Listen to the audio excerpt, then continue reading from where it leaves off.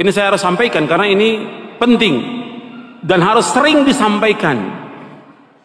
Kita ini beragama Islam, kita bersyukur pada Allah, pijakannya Quran, pegangannya Quran, sunnah Nabi yang sahih menurut pemahaman salafus saleh, itu yang kita pegang.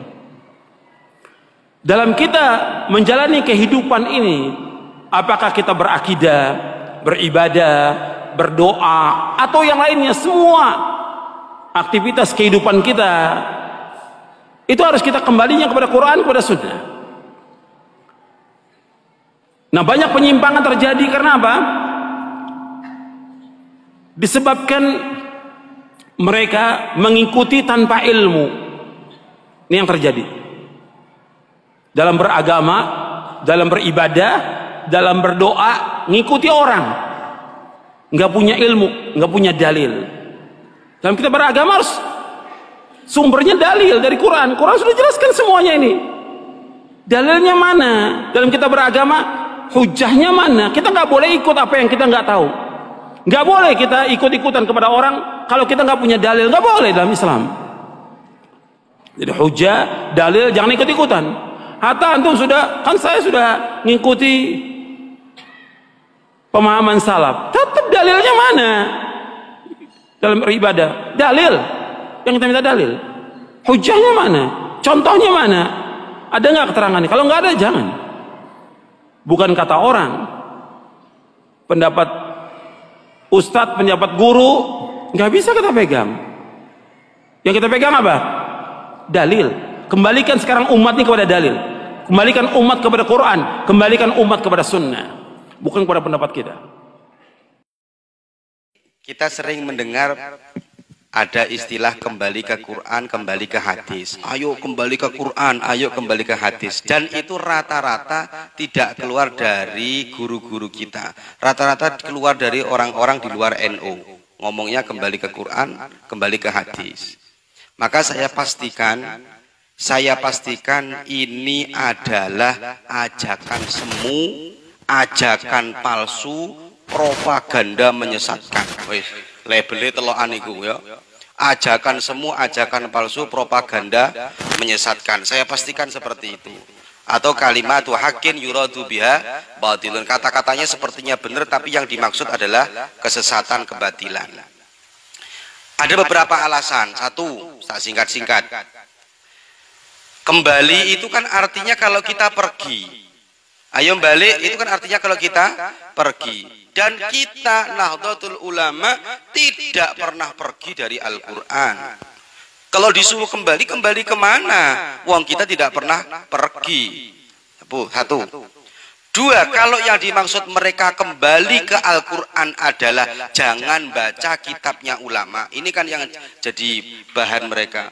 Itu apa kitab fikih, Fathul Qorib, Fathul Mu'in, Fathul Wahab, gitu.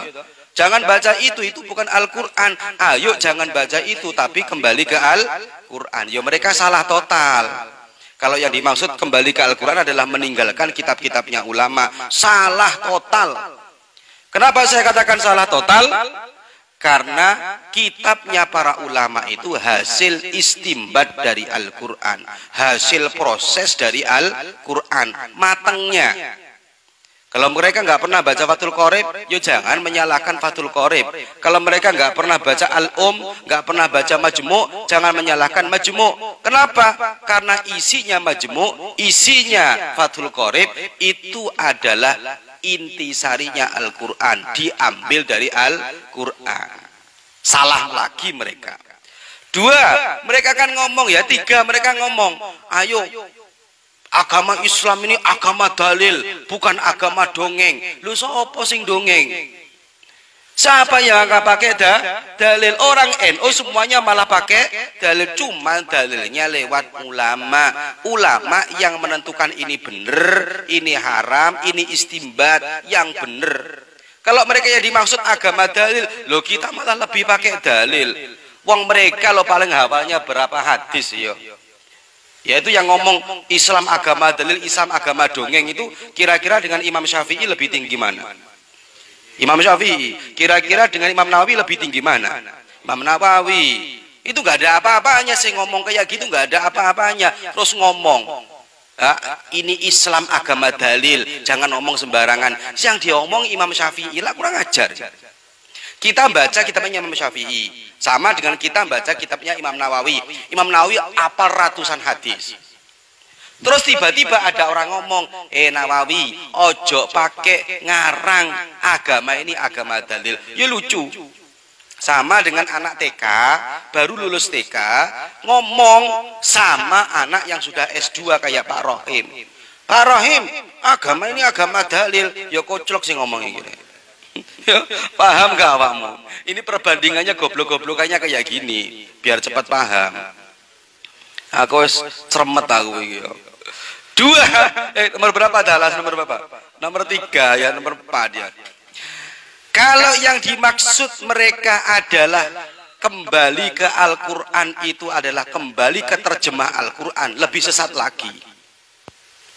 Ya, mereka nggak boleh pakai kitab tapi pakai Al-Quran. Pas ayo kembali ke Al-Quran, maksud mereka adalah kembali terjemahnya Al-Quran, terjemah depak, maka lebih sesat lagi. Kenapa lebih sesat lagi? Karena kita diajak untuk menjadi mujtahid yang pada saat kondisi kita tidak mampu. Disuruh istimbat langsung ke Al-Quran. Padahal syaratnya orang istimbat langsung ke Al-Quran harus alim bahasa Arab, harus pinter nahwu sorob, balaghah ma'ani, ya, tafsirnya bagaimana, nasih mansuhnya bagaimana, asbabul wurud, asbabun nuzulnya bagaimana. Ini ngerusak. Kenapa saya katakan ngerusak? Ya iya, wong kita disuruh menjadi mujtahid yang belum pada waktunya. Dan dia yang ngomong juga belum waktunya jadi mujtahid. Kok malah dia ngomong, ayo lihat Al-Quran. Loh, ikilah yang tambah ngerusak. Tambah nemen ngerusaknya. Akan menjadikan man fassarul Quran bi ra'yihi falyatabawwa maq'adahu minan nar. Barang siapa menafsiri Al-Quran dengan otaknya sendiri, dengan pemikirannya sendiri, maka tempat yang baik baginya adalah neraka. Ini propaganda itu ngajak masuk neraka, ngono lho maksudku iki. Goblok-goblokane ngono lah ya. Apa bahasa kasarnya kayak gitu. Propaganda itu ngajak kita masuk neraka. Kenapa? Karena menuntut kita untuk menjadi mujtahid padahal kita belum mampu jadi mujtahid. Jangankan kita, mereka yang ngomong juga belum mampu jadi mujtahid. Maka akan kena ayatnya kanjeng Nabi, man fasrul Quran bi ra'yihi falyatabawwa maq'adahu minan nar. Dan lagi nanti akan salbut, akan rancau. Kenapa saya katakan rancau? Karena kalau orang berpikir dengan otaknya sendiri tanpa metodenya ulama, kan mereka kan kembali ke Quran, maksudnya pakai terjemah nih. Pakai, ayo ini Qurannya ini. Loh, kan pemikirannya dia kan akhirnya. Iya kan? Kalau kita ikut Imam Syafi'i, baca kitabnya Imam Syafi'i, otomatis kita mengkiblat pemikirannya Imam Syafi'i yang jelas-jelas keilmuannya mapan. Maka akan terjadi penyesatan kepada sesama orang Islam karena cara berpikirnya tentu tidak sama dalam menafsiri Al-Quran. Sehingga contoh yang paling mudah, surat Az-Zumar ayat 3. Ayat yang ditujukan untuk orang kafir, akhirnya dia katakan untuk orang Islam. Contoh itu loh, mana'buduhum illa liyuqarribuna zulfa. Saya tidak menyembahnya kecuali hanya untuk mendekatkan saja kepada Allah. Itu ayat untuk orang kafir, kemudian dibuat dalili orang Islam yang tawasul. Ya rusak sudah mereka kan. Akhirnya kan menyesatkan, mengkafirkan. Dari sini, dari propaganda kembali ke Quran, kembali ke hadis, yang mereka katakan ini adalah agama dalil. Agama dalil, sehingga dia berani menyesatkan orang. Lah ini akhirnya imbasnya. Ayat yang mestinya untuk orang kafir diarahkan untuk orang Islam. Tawasul apa haram? Haram. Apa? Bahkan kafir. Pakai ayat mana'buduhum illa liyuqarribuna zulfa. Ayat ini diturunkan asbabun nuzulnya, asbabul wurudnya untuk orang, asbabun nuzulnya ya, untuk orang kafir, tapi didalili, dibuat dalil untuk orang Islam yang tawasul. Rusak semuanya. Wis, cara berpikirnya rusak, ajakannya palsu, propaganda menyesatkan, ajakan semu, ngajak masuk neraka. Ayo, wis. Makanya kalau ada orang kayak ngomong kayak gitu, dari kiai-kiai kita nggak pernah kok ngomong kayak gitu ya. Saya nggak pernah dengar dari kiai saya Lirboyo ngomong, ayo kembali ke Quran, nggak ada. Saya nggak pernah dengar dari kiai-kiai kita Genggong, Sidogiri, ya. Terus Suniyah, mana lagi? Mana saja sudah. Sarang nggak pernah. Nurul Jadid nggak pernah ngajak kembali ke Quran. Mereka yang baru tahu tentang Quran aja sih ngomong kayak gitu. Rusak ini semua sudah. Paham ya? Ini minimal lah beberapa ini menjadikan kita padang, jelas bahwa ajakan mereka itu ajakan semua. Masalah pertama, masuk ke bab ikhtilafnya. Saya langsung cepat. 1. Bapak Ibu sekalian, pernah dengar ungkapan ini? Saya ingin memahami dari Al-Quran dan Sunnah. Saya ingin mengambil langsung dari Quran dan Sunnah. Baik, yang paling unik adalah kalimat begini. Jangan mengambil dari madhab, tapi ambil dari Quran dan Sunnah. Jika madhab itu bertentangan dengan Quran dan Sunnah, ambil Quran dan Sunnah. Baik, kalimat ini bagus, cuman sayang. Ya, pemahamannya agak kurang dalam. Agak kurang dalam. Wah, saya emang gak mau ikut madhab, saya pengennya ikut Quran Sunnah aja. Pernah dengar kalimat itu? Baik, saya tidak ingin ikut madhab, saya ingin ikut Quran Sunnah saja. Pertanyaan saya, apa Anda bisa langsung memahami si Quran dan Sunnah itu? Ketika Anda ingin memahaminya, pasti Anda akan melewati jalur di antara 4 yang ini. Lihat rumusan tadi. Apa yang disampaikan Nabi ke sahabat, ke tabi'in, ke semua, dihimpun di sini. Ya, jadi kalau Anda ingin mendapatkan referensi ke sini, Anda nggak akan bisa langsung kecuali lewat sini. Ayo, saya mau tanya Anda. Ketika Anda ingin mengambil sunnah, apakah pernah Anda berjumpa dengan Nabi? Saya pengen langsung dari sunnah saja. Kapan Anda berjumpa Nabi? Mimpi aja belum tentu ketemu Nabi. Ya, ada kok dari Al-Bukhari. Al-Bukhari saja jalurnya lewat sini. Al-Bukhari itu madhabnya Syafi'i. Syafi'i belajar beliau. Jadi mengambil referensi dari sini. Bahkan beberapa hadisnya diambil dari Al-Muwatta'nya Imam Malik. Imam Malik menulis kitab Al-Muwatta', kitab hadis pertama. Isinya 100.000 hadis. Dari 1.000 riwayat. Konon dituliskan sebanyak 40 tahun. 40 tahun dituliskan, disampaikan Al-Muwatta', kitab pendahuluan. Hadis-hadisnya dikumpulkan. Al-Bukhari pun mengambil sebagian dari sini. Jadi Imam Al-Bukhari saja mengambil riwayat dari sini. An-Nasa'i juga sama. Asy-Syafi'i, At-Tirmidzi mengambil dari Asy-Syafi'i. Rata-rata semuanya hampir mengambil dari sini. Bahkan persoalan dari sifat akidah, Imam Abu Hanifah sudah membuat kitab Tauhid pertama, dikenal dengan Fikih Akbar. Beliau bukan cuma ahli fikih, tidak hanya ahli hadis, ini termasuk ahli kalam, ahli Tauhid. Dan dikenal dengan kecerdasannya dalam nalar akal. Seorang yang pernah menghancurkan dari sejak kecil argumentasi orang liberal di masa lalu. Jadi kalau liberal yang sekarang itu agak terlambat. Bukan cuma agak, tapi sangat terlambat. Dan ketinggalan, dan kemampuannya jauh sekali. Orang liberal dulu itu bisa hafal Quran, hafal hadis. Orang liberal sekarang baca Quran aja belum tentu bisa. Ya. Ada kok di Quran, ya, di surah An-Nur, ayat ke-30. Ayat tentang LGBT. Buka, nggak ada. Buka, nggak ada. Ya. Dan suruh baca aja belum tentu bisa. Ya, liberal dulu itu hafal Quran. Datang, nantang orang se-Irak. Ditantang, siapa yang berani dengan saya ulama? Masya Allah. Debat, gak ada yang bisa jawab.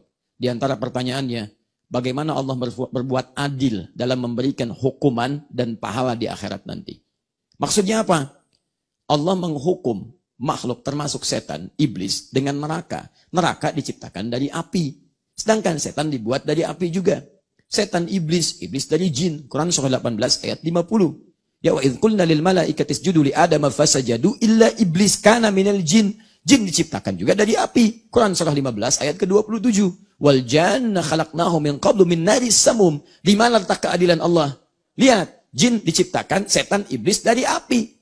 Disiksanya pakai api lagi, ya nggak ada rasanya.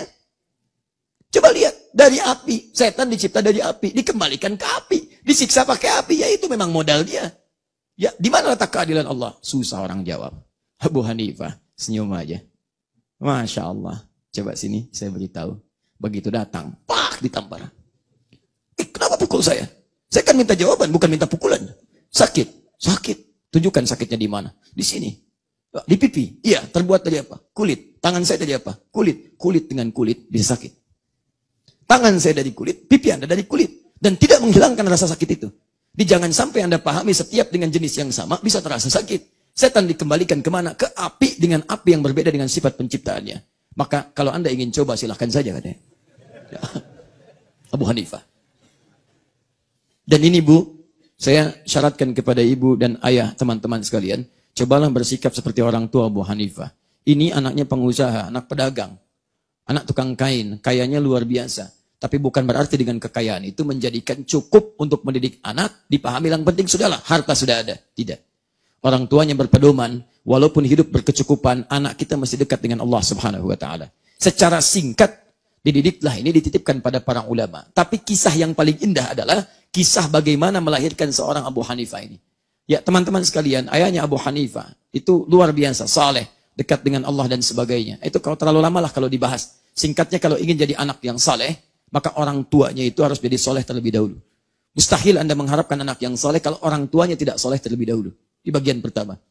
Nah, ini Abu Hanifah menyebar kemudian Imam Malik, Imam Syafi'i, Imam Ahmad bin Hanbal. Lihat baik-baik, Anda kalau kemudian ingin belajar Al-Quran dan Sunnah, mustahil kecuali lewat jalur yang di sini.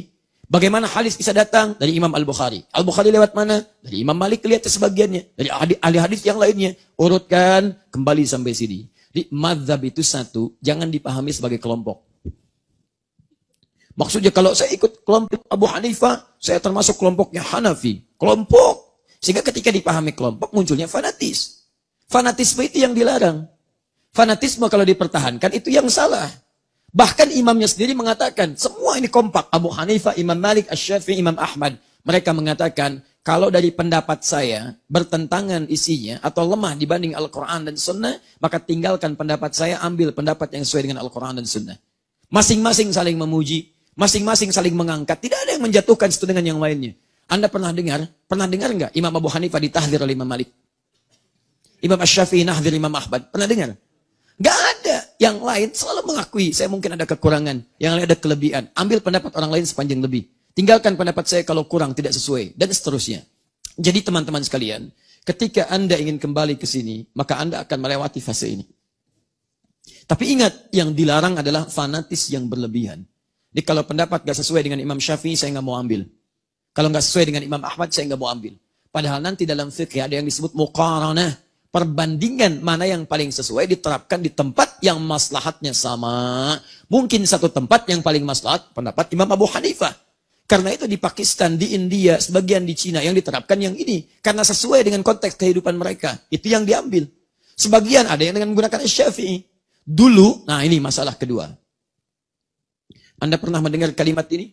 Kalau bukan dari Madinah, jangan diambil. Ustadznya dari mana? Libya. Nggak sunnah. Yang sunnah itu dari Madinah. Nggak sunnah. Sunnah itu dari Mekah. Nggak sunnah. Sunnah itu dari Mesir. Dari macam-macam. Lihat teman-teman sekalian. Anda terjebak di situ. Ya, saya tidak mengecilkan yang lainnya. Semua orang baik. Lihat baik-baik. Masih ingat tadi kata saya? Perhatikan baik-baik. Mazhab apa yang pertama kali ada di Madinah? Maliki. Hidup di Madinah. Tumbuh di Madinah. Berkembang di Madinah. Mengajar di Madinah. Sampai wafat di Madinah. Sampai Harun ar-Rasyid. Ya rahimahullah pernah meminta mazhab ini dipraktekkan di dunia. Ayo jadi pedoman seumat seluruhnya. Ketika beliau jadi khalifah, kata Imam Malik jangan karena setiap tempat punya kekhasan yang berbeda. Dipraktekkan di Madinah. Semua itu pakai pendapat Imam Malik saat di Madinah. Dalam kekhalifahan Harun ar-Rasyid dipraktekkan mazhabnya Imam Malik. Jadi di Madinah dulu itu pakai pendapatnya Imam Malik. Di antaranya apa ciri khasnya? Misal kalau salat dia tidak menggunakan basmalah langsung alhamdulillahirabbil alamin, enggak sir lagi. Tarawihnya bukan 11, bukan 23 lagi. Sampai 36. Sampai 39 dengan witirnya. Coba lihat. Ya, yang paling indah misalnya, yang kunut, ada kunut. Imam Malik kunut. Malik kunut, cuman kunutnya sebelum ruku, bukan setelah ruku. Ya, mengambil hadis yang lain. Sebelum ruku, di rakaat yang kedua, kunut. Kunutnya sir. Di ahli Madinah praktekkan itu. Dan banyak sekali pendapat-pendapat Maliki dipraktekkan. Cuman ketika penguasa berganti, yang pegang kepemimpinan berganti dengan kebijakan yang ada, kemudian mereka terapkan mazhab-mazhab sesuai dengan masanya. Misal sekarang, pendapat Imam Malik, mazhab Imam Malik tidak diterapkan di Madinah. Generasi King Saud sekarang menerapkan sesuai dengan maslahat yang mereka pandang, gunakan mazhab Imam Ahmad. Maka jadilah Hambali sekarang. Dulu yang kunut saat subuh, kunutnya sir, sekarang enggak kunut lagi. Ya, menggunakan kunut nazilah karena menggunakan mazhab Ahmad bin Hanbal. Kemudian misalnya, mohon maaf, dalam persoalan bismillah menggunakan sir. Imam Malik tidak membacanya, Imam Ahmad disirkan, mengambil bagian pertengahannya. Ketika kemudian yang memimpin bagian menerapkan mazhab sesuai dengan maslahat di zamannya, maka itulah yang diberlakukan di masyarakatnya. Jadi jangan Anda simpulkan sekarang, lihat baik-baik. Mazhab Imam Malik tersebarnya Afrika Utara, Libya, Tunisia, Maroko. Mereka mempraktikkan mazhab Imam Malik. Mereka mempraktikkan kebiasaan orang Madinah masa lalu. Karena Imam Malik asalnya dari Madinah. Artinya kalau ada yang lulus dari Libya, lulus dari Maroko, lulus dari Tunis, ngambil ilmu di Aljazair, itulah mazhabnya sebagian dari Imam Malik yang pernah dipraktikkan di Madinah. Sama-sama saja. Sama. Cuman kadang-kadang karena tidak belajar, ini pemahaman yang keliru disampaikan di masyarakat. Adalah kemudian orang tidak tahu. Dia tidak tahu bahwa dirinya tidak tahu. Orang bodoh, tidak tahu dirinya bodoh, ngajak orang lain bodoh. Ini jadi masalah. Paham ya? Nah, jadi Anda jangan terjebak kalau ada kalimat-kalimat itu. Ukurannya sesuai enggak? Kalau ada ukuran Al-Quran, sunnah dengan baik, ajarkan, ajarkan, ajarkan. Yang kekinian itu sesuai dengan penempatan dipandang maslahat. Dulu maslahatnya begini, sekarang kelihatan agak berbeda tipikal masyarakatnya. Maka diterapkanlah hukum sesuai dengan ini. Paham ini? Ada orang mutaakhirin sekarang berkata ikutilah Allah dan Rasulnya, tidak mengakui imam mazhab yang 4, mengikuti imam tersebut. Penjelasannya Pak Ustaz, dia sebenarnya sedang membuat mazhab baru. Jangan kau ikut Maliki, jangan kau ikut Syafi'i, jangan kau ikut Hanafi, jangan kau ikut Hambali. Lalu yang kami ikut siapa? Kalau ada yang mengatakan mari kembali ke Quran dan Sunnah, orang Pekanbaru ini, tolong jumpakan sama saya mau nengok dia gimana cara kembali ke Quran dan Sunnah. Ternyata setelah dia ngomong, mari kembali Quran dan Sunnah, mari kembali Quran dan Sunnah, mari kembali Quran dan Sunnah. Ujung-ujungnya kembali ke Quran dan Sunnah melalui kitab Syekh Abdul Aziz bin Baz, Syekh Ibnu Utsaimin, Syekh Al-Albani. Tetap juga bermazhab dengan guru-gurunya. Yang nggak sanggup kembali ke Quran, langsung megang Quran. Mari kembali ke Quran dan Sunnah. Coba Bapak baca Al-Quran, buka. Kok tahu Bapak artinya? Nih, terjemah Depak. Baca Quran aja masih buka terjemah.